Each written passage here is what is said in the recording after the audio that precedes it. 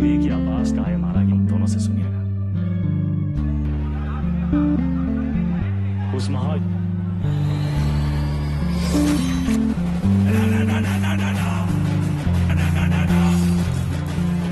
Serahkan diri kantor polisi. Silahkan komen di bawah ya. Inilah Vikram dan Veda. Keduanya yang saling kejar-mengejar, namun malah menemukan fakta yang Vikram tak sadari sebelumnya. Polisi yang akan melakukan penyergapan terhadap seorang gangster bernama Muni. Tim polisi ini dipimpin oleh seorang inspektur bernama Vikram. Sebelum melakukan operasi, dua polisi bersaudara yang bernama Martin dan Anthony datang terlambat. Kedua saudara itu beralasan baru saja pergi ke tempat pinjaman dan melunasi hutang orang tua mereka.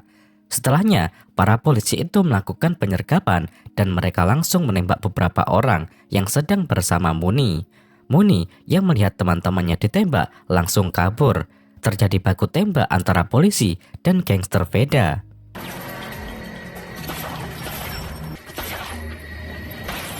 Vikram mengejar Muni dan akhirnya Muni tak bisa kabur lagi karena tak ada jalan. Vikram langsung menanyakan bos Muni, yakni Veda.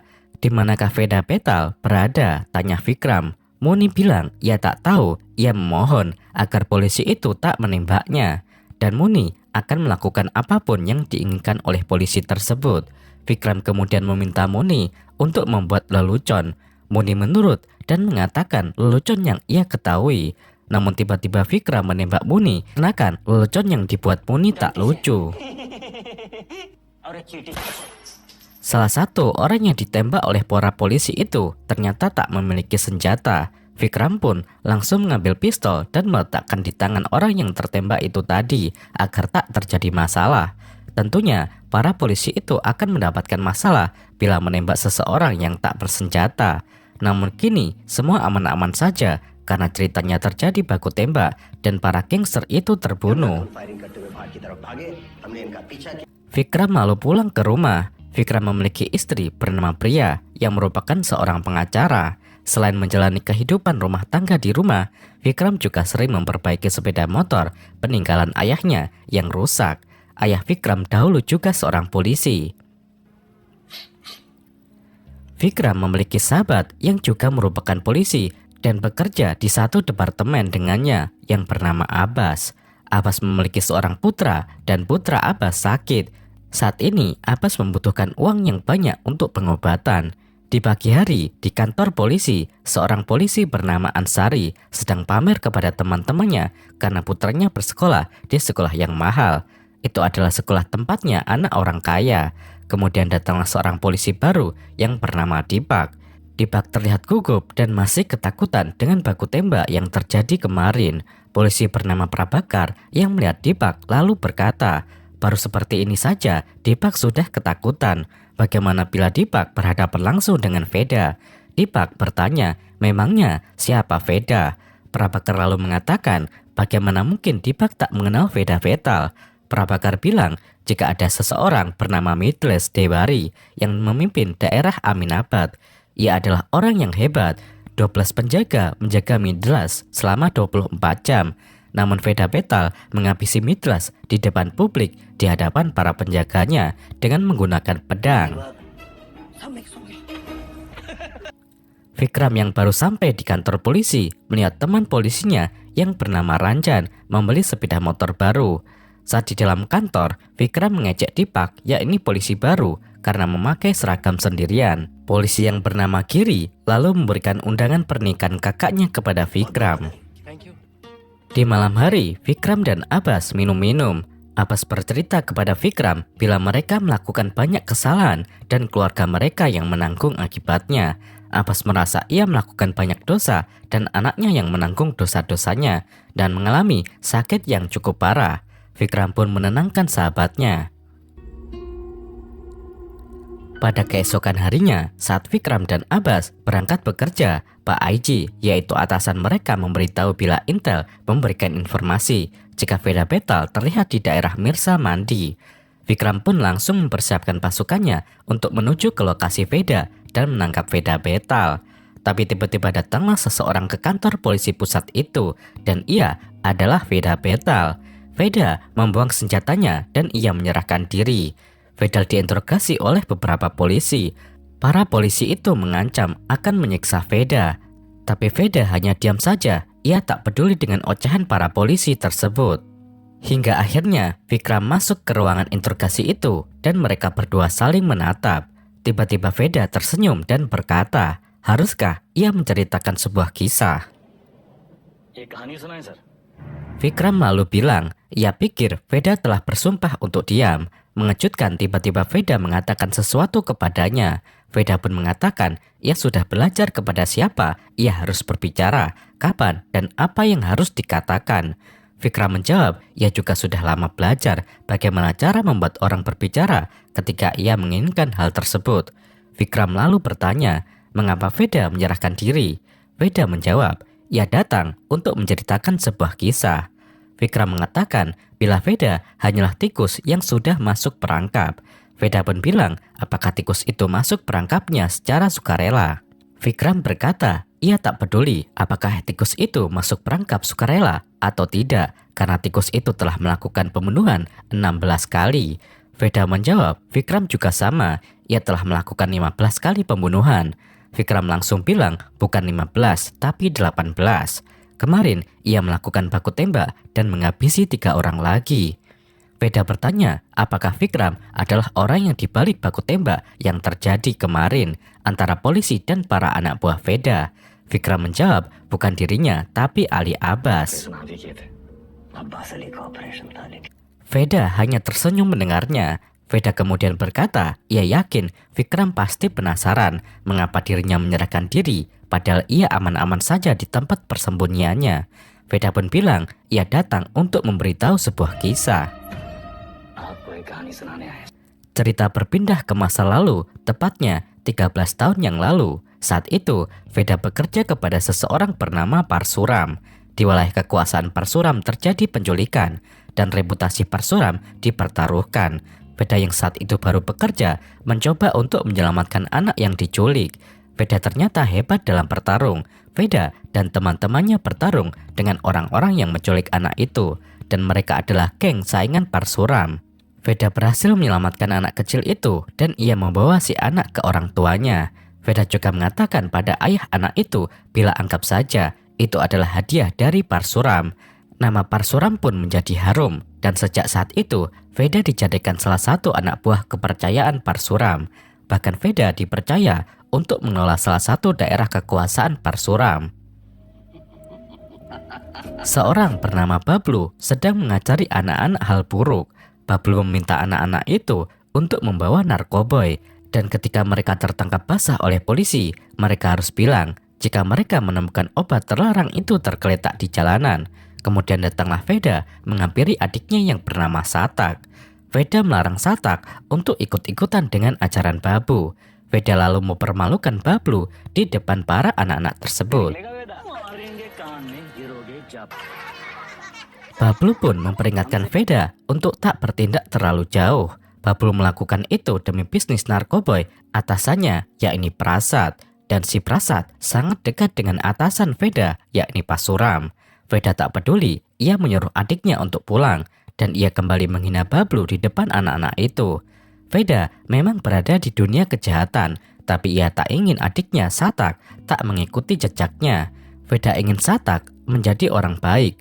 Veda diperintahkan oleh Parsuram untuk mengurus bisnis di Lucknow selama 3 hari. Veda pun meninggalkan adiknya sendirian di rumah.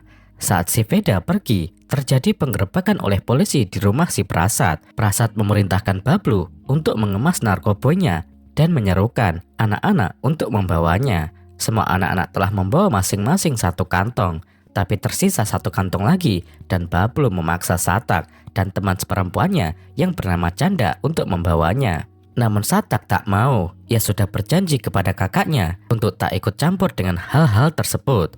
Bablu lalu menawarkan uang 600 rupiah. Satak tetap tak mau, tapi Canda langsung mengambil narkoboynya dan menerima 600 rupiah tersebut. Saat Satak dan Canda berjalan, mereka bertemu dengan polisi dan mereka dikejar-kejar. Mereka berdua pun ditangkap. Canda lalu bilang kepada polisi jika ia menemukan obat-obatan itu tergeletak di jalanan.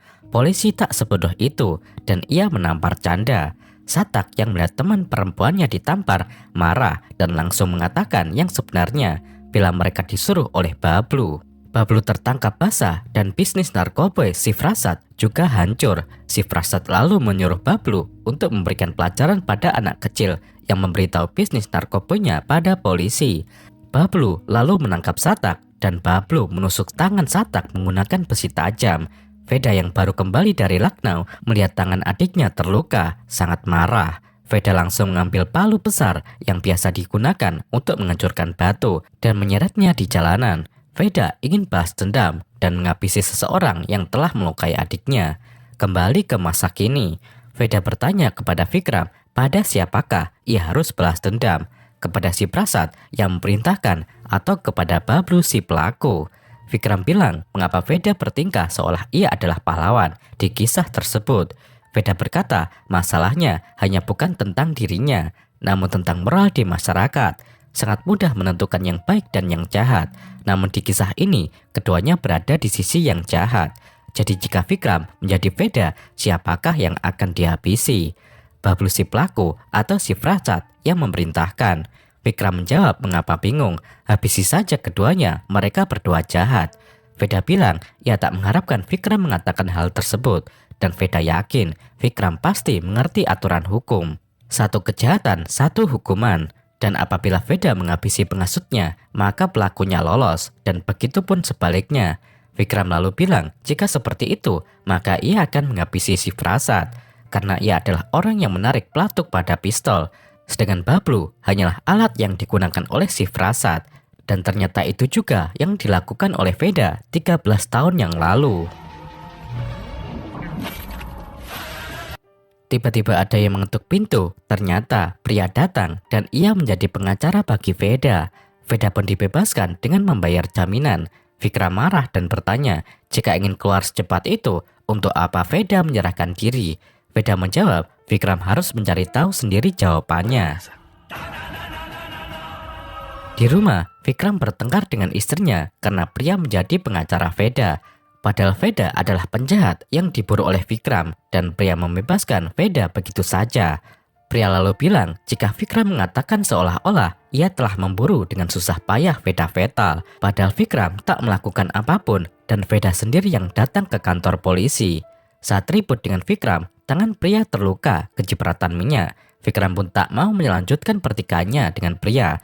Vikram menelepon Abbas dan ingin curhat tentang istrinya yang seperti tak peduli dengan kejahatan seorang Veda dan malah membelanya. Namun Abbas bilang ia akan menelepon Vikram nanti ia sedang mengemudi. Vikram pun bertanya mau kemana Abbas malam-malam, apakah ada masalah, tanya Vikram. Abbas menjawab ia ingin pergi ke Oatmeal. Ia mendengar ada kiper Veda yang bernama Chanda memiliki informasi tentang penjualan narkoboy. Vikram menawarkan diri untuk ikut bersama Abbas, namun Abbas bilang ia akan pergi sendirian. Lagi pula, itu bukanlah masalah yang serius. Akhirnya Vikram diam di rumah dan ia kembali memperbaiki sepeda motor peninggalan ayahnya.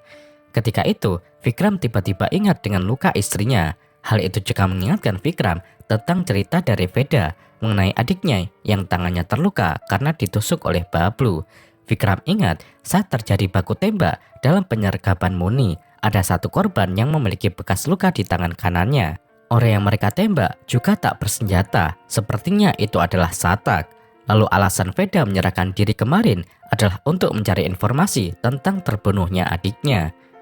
Vikram saat berbicara dengan Veda menyebutkan nama Ali Abbas, dan sekarang Abbas sedang bertemu dengan Chanda, yaitu adik ipar Veda. Sepertinya Abbas dijebak dan Veda petal bersama Chanda ingin balas dendam. Vikram pun langsung menuju ke tempat pertemuan Abbas dan Chanda, namun ia terlambat karena Abbas sudah terbunuh. Vikram sangat terpukul karena kehilangan sahabatnya. Pria datang ke kantor polisi dan memberikan bukti bila Veda petal sedang menghadiri sebuah pesta ketika terjadi pembunuhan SSP Abbas Ali. Hal itu membuktikan bukan Veda yang membunuh SSP Abbas. Vikram berkata pada pria, mengapa pria melakukan hal itu? Ini adalah Abbas, sahabat mereka. Apakah pria tak memiliki hati nurani? Pria tak menjawab dan langsung pergi. Di malam hari, para polisi membicarakan kasus pembunuhan Abbas. Mereka yakin Veda adalah dalang di balik semua itu. Mereka tak boleh membiarkan kepergian Abbas menjadi sia-sia. Kepala polisi lalu mengajak Vikram untuk menghabisi Veda. Salah satu polisi lalu bilang, tapi siapa yang mengetahui di mana keberadaan orang rendahan itu? Vikram berkata, pengacaranya pasti tahu di mana Veda berada. Vikram mulai mengawasi istrinya dan menyadap telepon milik pria. Saat itu, pria berbicara dengan sesama pengacara dan pria membutuhkan tanda tangan Veda untuk sebuah dokumen. Pria lalu pergi dan Vikram bersama anak buahnya mengikuti pria. Di sebuah lampu merah, ada mobil SUV yang berada di sebelah mobil pria. Setelah di dalam lampu merah, pria kembali ke jalanan menuju rumah. Vikram pun yakin bila saat di lampu merah tadi, pria bertemu dengan Veda atau anak buahnya. Vikram memerintahkan anak buahnya untuk mencari mobil SUV hitam yang berada di sebelah mobil pria ketika di lampu merah tadi. Akhirnya, salah satu polisi menemukan mobilnya dan seseorang keluar dari mobil tersebut. Polisi itu pun mengikuti orang itu sampai ke perkampungan. Namun sayangnya, orang yang diikuti oleh polisi menghilang. Vikram dan anak buahnya tak menyerah. Mereka yakin bersembunyi di sekitar tempat tersebut. Akhirnya, para polisi itu berpencar dan mencari Vedal Beta. Anak buah Veda yang melihat para polisi memberitahu Veda jika para polisi sedang menggeledah rumah satu persatu. Veda lalu mulai berjalan dan ingin pergi dari tempat itu. Namun Veda berjalan lewat atap-atap perumahan. Veda bisa saja ketahuan karena ada polisi di bawahnya yang sedang mencarinya. Ia melanjutkan jalannya hingga ia pergi ke tempat di seberang rel. Namun di sana sudah ada Vikram yang menunggu Veda Betal. Vikram yang mengira Abbas dihabisi oleh Veda langsung memukuli Veda. Namun Veda tak melawan dan membiarkan dirinya dipukul oleh Vikram. Veda hanya tersenyum dan berkata, haruskah ia menceritakan sebuah kisah? Vikram terus memukuli Veda dengan emosi dan ia menanyakan mengapa Veda membunuh Abbas. Veda langsung mendorong Vikram di genangan air dan bertanya mengapa Vikram membunuh Satak. Vikram lalu bilang jika Abbas adalah perwira baik sedangkan Satak adalah penjahat. Vikram mengarahkan senjatanya dan ingin menembak Veda. Tapi tiba-tiba ada banyak orang yang datang ke tempat tersebut. Veda ditangkap dan dibawa ke hutan. Di hutan itu, Vikram berniat menghabisi Veda. Veda masih biasa saja dan ia hanya tersenyum dan bilang ia ingin menceritakan sebuah kisah dan anggap saja itu adalah permintaan terakhirnya. Vikram pun mau mendengar cerita Veda sebagai permintaan terakhir. Waktu kembali ke masa lalu, yakni 3 tahun yang lalu. Veda mendapatkan pekerjaan dari seorang MLA untuk menyingkirkan MLA yang lainnya. Veda pun mendapat bayaran dan ingin pulang. Tapi di jalan terjadi kemacetan. Teman Veda yang menyetir berkata, tidak seperti biasanya jalan itu macet di sore hari. Ada yang aneh. Tiba-tiba, seseorang menembak kaca mobil Veda dan Veda yang masih bisa menghindar bertarung dengan beberapa orang.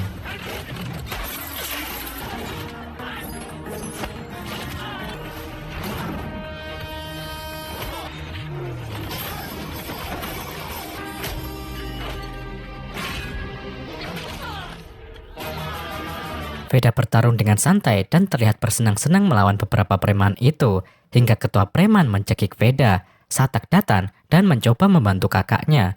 Veda hanya tersenyum melihat adik kecilnya mengajar preman-preman itu.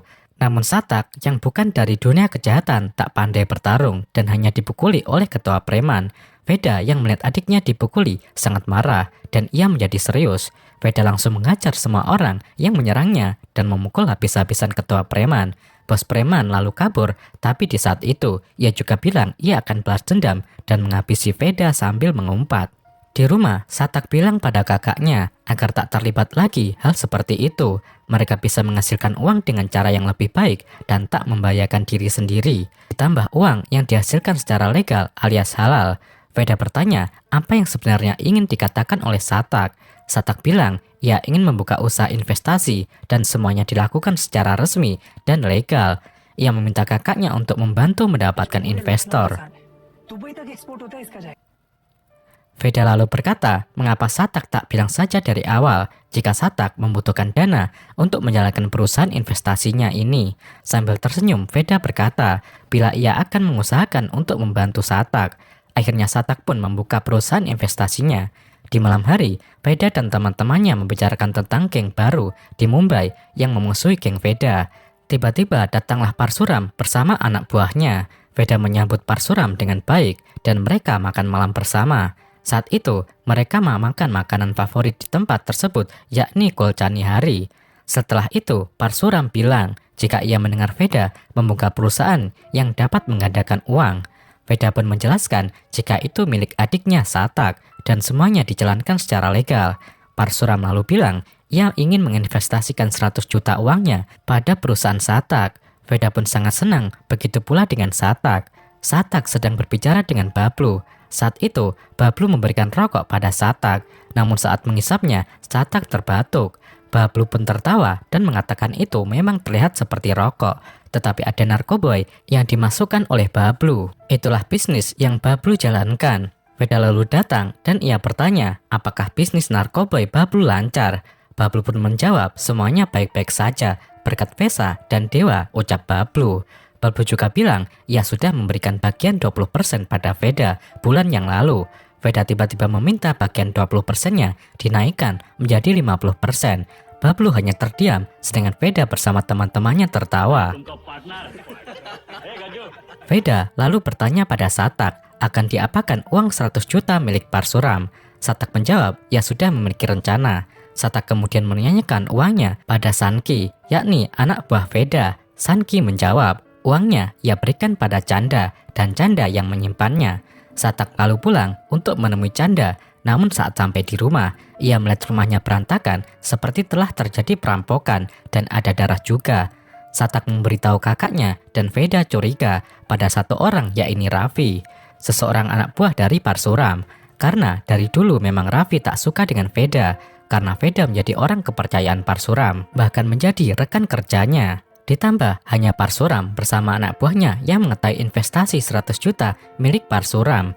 Veda lalu pergi ke tempat Parsuram dan ia memukuli Raffi. Ia yakin Raffi adalah dalang di balik perampokan 100 juta tersebut. Namun Parsuram percaya kepada Raffi dan bukan ia yang melakukannya.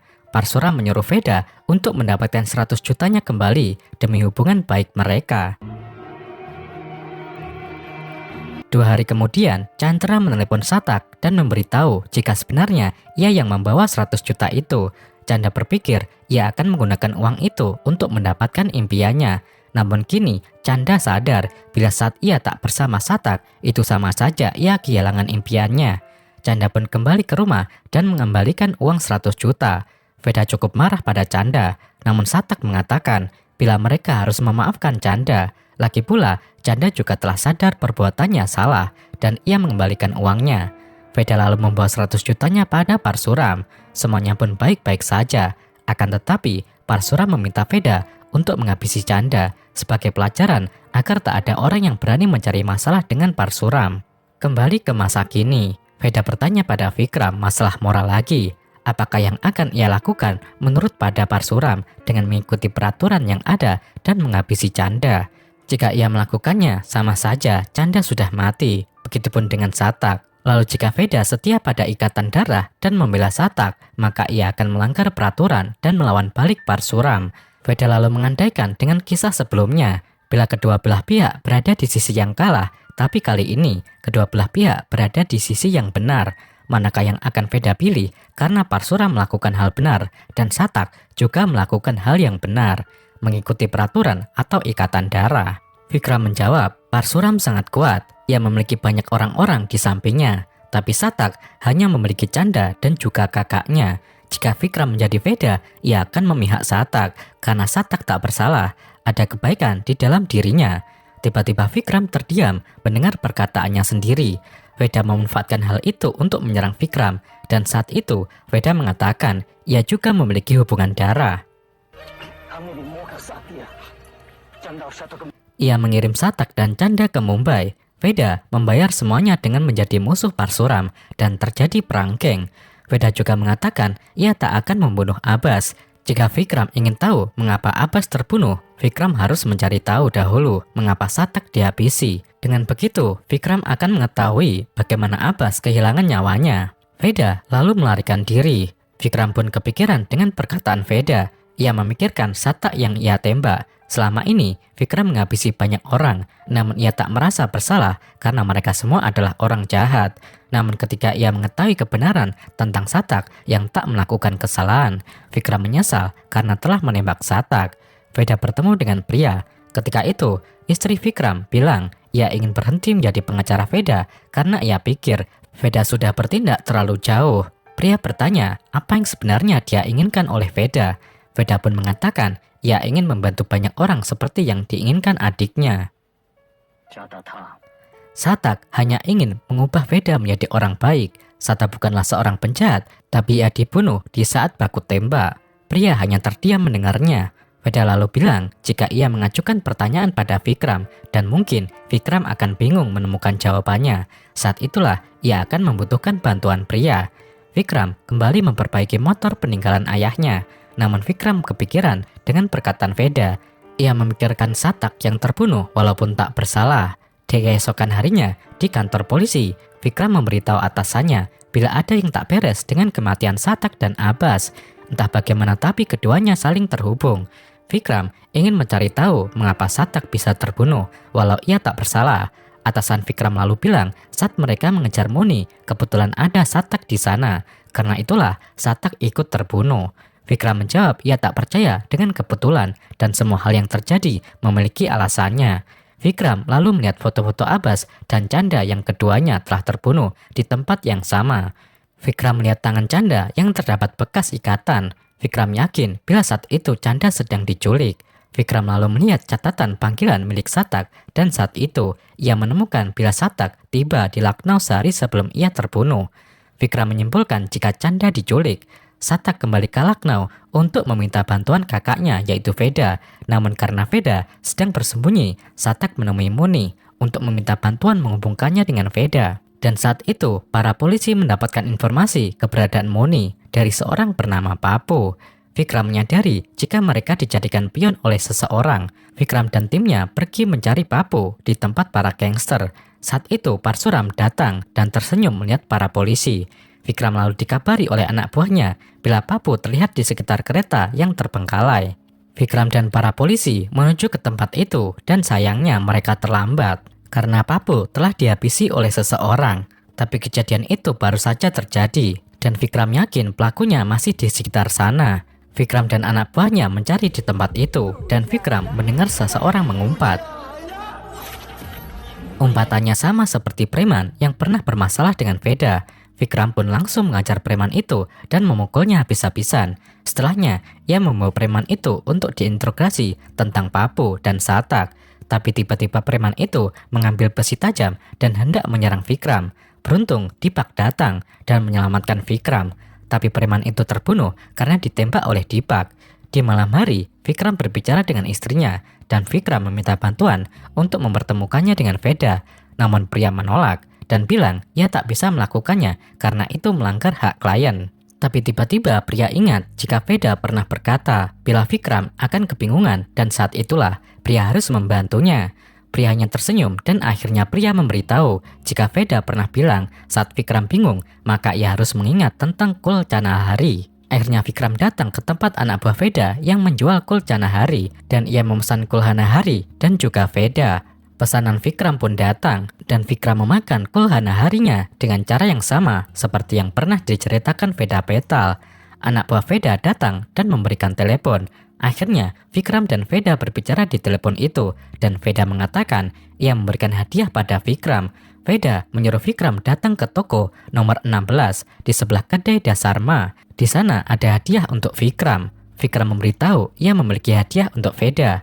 Vikram mengatakan jika mereka mendapatkan informasi keberadaan Muni saat itu dari seorang bernama Papu. Lalu Papu disuruh oleh preman yang dulu pernah bertarung dengan Veda.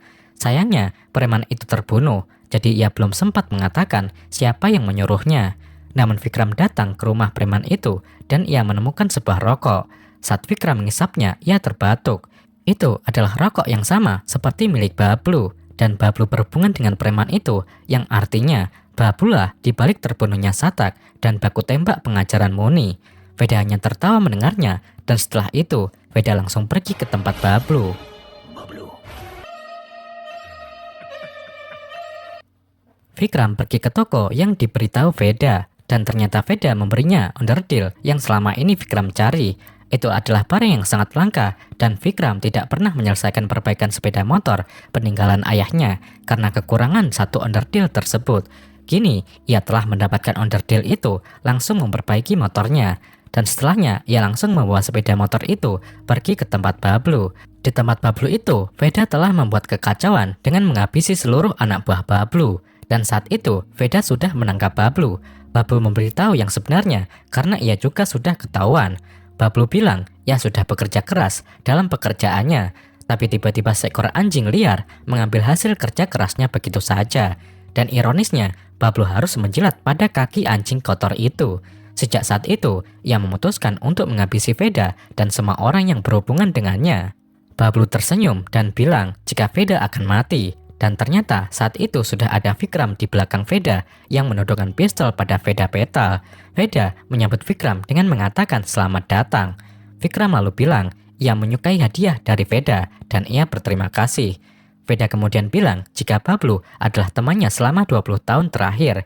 Ia bahkan menyelamatkan Buster yang satu ini. Vikram pasti akan tercengang mendengar kisah si Bablu ini, ucap Veda.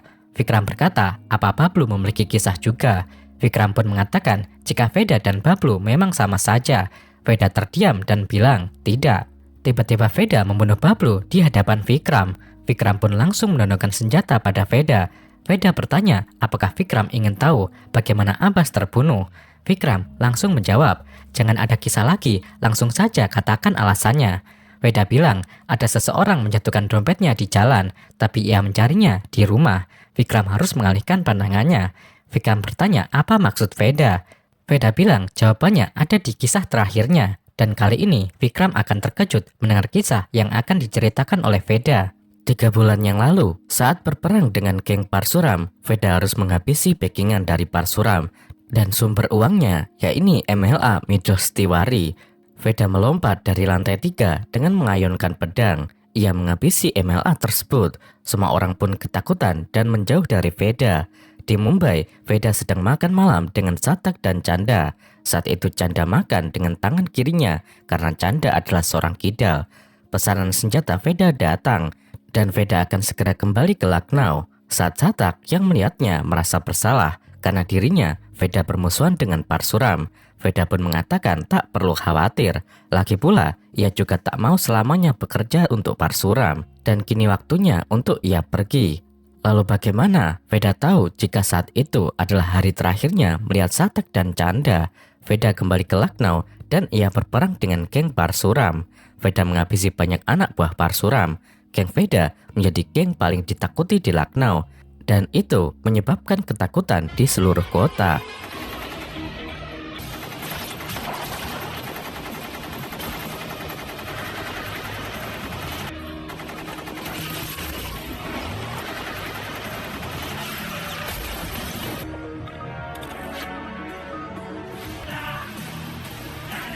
SSP Abbas mendapatkan bantuan dari SSP Vikram dan mereka mulai mengejar Veda dan gengnya. Mereka menghabisi satu persatu anak buah Veda. Salah satu alasan mengapa para polisi itu dapat menemukan para anak buah Veda itu karena SSP Abbas diberi informasi oleh Bablu dan Bablu juga membayar Abbas untuk membunuh Veda dan semua gengnya. Kembali ke masa kini, Vikram terdiam dengan hal tersebut, namun Vikram tak langsung percaya pada Veda. Ia bilang sudah mengenal Abbas sangat lama dan Abbas adalah orang yang baik. Tak mungkin ia dibayar untuk merencanakan semua itu. Veda bilang mata kuda ditutup kanan dan kirinya sehingga kuda itu hanya melihat ke depan, tapi penutup mata menutup semua penglihatan Vikram. Veda bilang agar Vikram memikirkannya sekali lagi. Anak Abbas sakit dan membutuhkan banyak biaya. Dari mana ia mendapatkan uang? Vikram berkata, jika seperti itu, maka Abbas pasti akan mendatanginya dan meminta bantuan. Veda bilang, bagaimana Abbas melakukannya? Kejujuran Vikram membuat semua orang ketakutan. Vikram terdiam hingga akhirnya ia bertanya, jika Abbas bekerja untuk Bablu, mengapa Bablu menghabisinya? Veda menjawab, untuk itu Vikram perlu mencari tahu sendiri jawabannya. Para polisi lalu datang ke tempat Bablu dan saat itu atasan Vikram bertanya, Bagaimana Vikram bisa melepaskan Veda pergi? Mengapa Vikram percaya dengan omong kosongnya? Vikram menjawab, ada satu hal yang tak ia mengerti. Jika bukan Bablu yang menghabisi Abbas, lalu siapa? Atasan Vikram bilang, Abbas datang ke tempat itu untuk menemui Chanda. Dan untuk mendapatkan informasi, kesepakatan narkoboy, terjadi perdebatan, dan akhirnya Abbas dan Chanda saling baku tembak. Dan peluru pada tubuh Abbas juga berasal dari senjata Chanda. Vikram bilang, jika mereka mungkin melihat dari sudut yang salah. Vikram bilang, Abbas menyadari kesalahannya dan mengira anaknya menebus dosa-dosanya. Bahkan saat terjadi baku tembak, Abbas tak mau menembak Satak karena ia tahu Satak tak bersalah. Abbas datang ke tempat itu bukan untuk bertemu dengan Chanda, namun untuk menyelamatkannya. Vikram membayangkan apa yang terjadi di tempat itu dan Vikram nampak sedih. Atasan Vikram bilang, jika mungkin yang dikatakan oleh Vikram memang benar, tapi di saat terakhir, Chanda yang ketakutan mungkin saja menembak Abbas. Lalu tim forensik menemukan peluru di kepala Abbas berasal dari senjata Chanda, ucap kepala polisi. Vikram mengingat perkataan Veda agar Vikram tak menutup matanya dan melihat dari sisi yang lain. Vikram lalu mengingat cerita Veda bila Chanda adalah seorang kidal, namun di foto terlihat Chanda memegang senjata menggunakan tangan kanannya. Vikram segera mengetahui bila penjahat yang sebenarnya ada tepat di hadapan Vikram. Vikram ingat jika para anak buahnya ada yang mengadakan pesta pernikahan kakaknya dengan mewah, ada yang beli motor baru secara cash, ada yang menyekolahkan anaknya di tempat para orang kaya, dan ada juga polisi bersaudara yang membayar hutang-hutang orang tua mereka dari rentenir. Vikram berkata ia sering menembak seseorang, namun ia tak memperhatikan detailnya, dan kali ini ia mengetahui bila atasannya menaruh senjata pada tangan Chanda, sama seperti yang pernah Vikram lakukan ketika Satak ia tembak. Tapi ternyata tak bersenjata. Vikram bilang Chanda itu seorang kidal, tapi atasannya akhirnya menaruh senjatanya di tangan kanan Chanda. Akhirnya kepala polisi itu mengaku ia dan para polisi yang lain memang yang menghabisi Abbas. Awalnya mereka mendapat perintah dari Bablu untuk menghabisi Veda dan orang-orangnya. Jadi mereka menculik Chanda untuk memancing Satak dan Veda. Tapi tiba-tiba Abbas berubah menjadi melawan mereka dan menyelamatkan Chanda. Karena itu, ia tak punya pilihan selain menembak Abbas. Vikram langsung menodongkan senjata pada atasannya dan para polisi yang lainnya langsung bersiaga. Vikram menyuruh para polisi itu yang membuang senjatanya agar kepala polisi selamat. Deepak datang, Vikram pun menyuruh Deepak untuk membantunya. Namun Deepak malah mengarahkan senjatanya pada Vikram dan hendak menembak Vikram. Namun tiba-tiba dari atas, Veda melompat dan menghantam Deepak. Setelah itu terjadi tembak-menembak antara polisi melawan Vikram dan Veda. Veda tak membawa senjata saat itu. Vikram pun membantu Veda untuk mengambil senjata yang tergeletak. Setelah Veda berhasil mendapatkan senjata, Vikram dan Veda bekerja sama untuk melawan para polisi korup. Namun Vikram meminta Veda untuk tak menghabisi mereka dan hanya perlu ditangkap saja untuk dihukum. Veda hanya tersenyum dan kembali menembaki anak buah Vikram. Awalnya, Vikram hanya menembak para paha polisi itu untuk melumpuhkannya. Namun Vikram dan Veda terjepit dan diserang dari berbagai arah. Vikram dan Veda pun mulai menembak ke arah para polisi, namun rencana berubah. Kali ini Vikram tak masalah jika para polisi itu dihabisi. Vikram dan Veda menembak satu persatu para polisi korup dan bahkan Vikram sendiri yang menembak atasannya.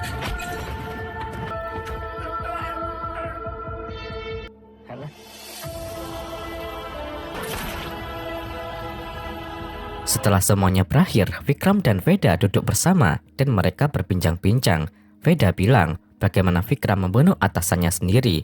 Veda memberitahu ia memiliki kenalan pengacara, yaitu pria. Haruskah ia menghubunginya? Vikram menjawab pengacara itu tak akan mau membelanya.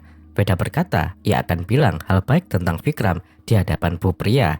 Memang seperti itulah masalah percintaan. Veda sendiri memiliki kisah cintanya juga.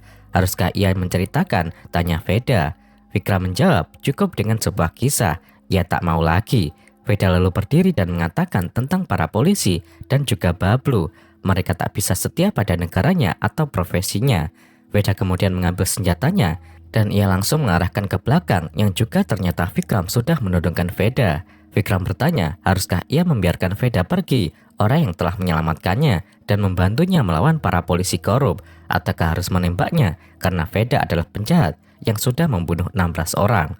Veda Petal hanya tersenyum dan tertawa. Vikram dan Vetal masih saling menondong dan film pun berakhir.